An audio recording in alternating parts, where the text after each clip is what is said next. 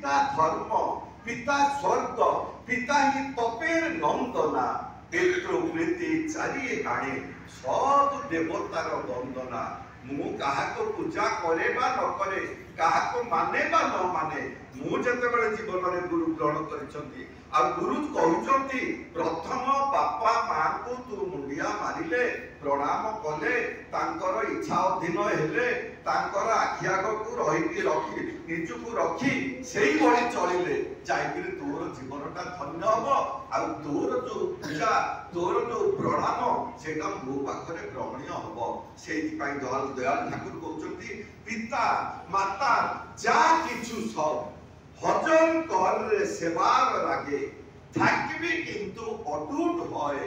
নন্দ নারী নিটোল ভাগে मोर बापा मते तेज पुत्र करंतु मते घृणा करंतु मते निंदा करंतु मो सागरे कथा न कोंतु सिए मोर बापा मते बपन करिसंती ए हाड़ ए रक्त ए मांस मोर बापा आ मां कर दान आ मु जेते ताक पाखरु घृणित निंदित हेले मध्य ठाकुर कोन कहउछंती पिता माता जा किछु सब हजम कर सेवार लागे ताकू सब हजम कर दबु कहा पाखरे जाई बापा एमती निंदा कहले बोली कहिबु नाही निज भितर हजम कर दबु आ प्रति बदल रे कोन दबु ताकू सेवा दबु सेवा को उल्टे देले कोन ना पासे मोर भाषा मोर कथा मोर व्यवहार मोर आचार आचरण मोर तांको प्रति जो कर्तव्य कर्म एते टिकिए मु त्रुटि करिबि नाही यही शिक्षा सत्संग देछि आज कोटि कोटि लोक काहे के सत्संग को ग्रहण करूछंती ना एठी बापा मां जे देवता देवी यही कथा आउ कोठी आमे सुनिबा को पाइ नाही सेहि पई दयाल कहले श्रेय के जारा मेने थाके शिष्ट भावे जीवन चलाए कृति तादे आपनी आसे अशुभ जाता थाके दुलाए आलोकर आगमन रे जेपरि अंधकार दूरीभूत होइताए श्रेय माने पिता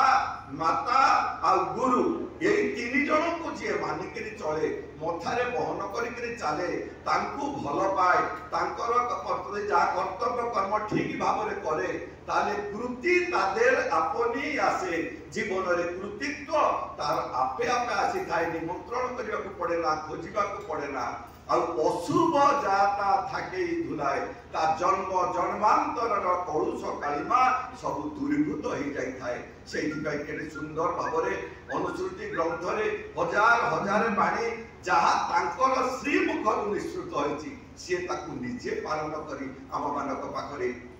आदर्श हो जाई छंती केते सुंदर भावरे कहउछंती पितृ पुरुषर जो माने पूर्व पुरुष चेतन धारा जदि तुम ठारे बहिला नाही मोर बापा तांकर बापा तांकर बापा तांकर जो भल गुण गुड़िक जदि पुओ हिसाब रे मोर चरित्र चलन आचरण भितरे ता फुटी उठिला नाही दयाल कहउछंती केउठी तुमे किए बा तुमर कुल गौरव रहिला नाही मोर जे वंश बुनियादी नैगिरी सात पुरुष बुनियाद घर से पुओटिए तार बापा तार जेजे जो प्रकृति थिले सेही पुओ सेही प्रकृति नैगिरी आसीची सेही सुगुणर अधिकारी हेची यही कथाटा लोक केते बेले कहिबे ना जेते बेले जीवन रे गुरु ग्रहण करी गुरु को मथारे बहन करी बापा मां आ सेही गुरु को मथारे बहन करी आमे चलीबा सेते बेले सेही गुणर अधिकारी हवा आ ए जो पितृ श्राद्ध मातृ श्राद्ध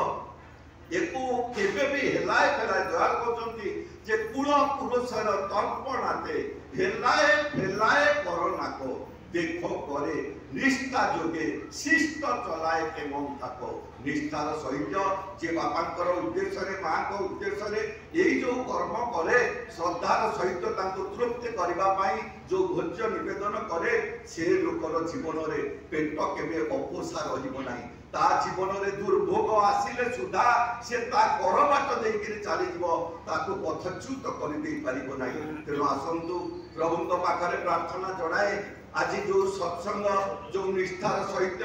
पांडव भाई करिसंती ये खाली पांडव भाईकर निष्ठा प्रचेष्टा हे नाही ताको पछरे अछंती ताको सहधर्मिणी आ तांकर प्रेरणा तांकर मोहर हस ତାଙ୍କର ପରକୁ ଆପଣାର କରିବାର ବୁଦ୍ଧି, ତାଙ୍କର ଅଭିଭାବକ କରୁଥିବା ବ୍ୟକ୍ତିତ୍ୱ, ତାଙ୍କର ବିଚାରବନ୍ତ ହୃଦୟ ସ୍ୱାମୀକୁ ପ୍ରେରଣା ଦେଇକିରି ଏତେ ବଳିକା ପର୍ଯ୍ୟନ୍ତ ନେଇ ଆସିଛି। ସିଏ ଯଦି ପଛରୁ ଟାଣିଥାନ୍ତେ ଇଏ କେବେ ଏକଥା କରିପାରିନଥାନ୍ତେ। ସେଇଥିପାଇଁ ଦୟାଲ କହୁଛନ୍ତି ପିତା ମାତାଙ୍କର ଯୁଗଳ ମୂର୍ତ୍ତି ହଉକୁ ତୁମାର ପୂଜାର ହୋ, তাদের প্রতি ভক্তি প্রীতি রহুক ইষ্ট নিষ্ঠাদম। জয় গুরু, বন্দে পুরুষোত্তম। বর্তমান স্বল্প সময় আলোচনা রাখবে আমার সভাপতি ডক্টর শরৎচন্দ্র স্বাଇଁ।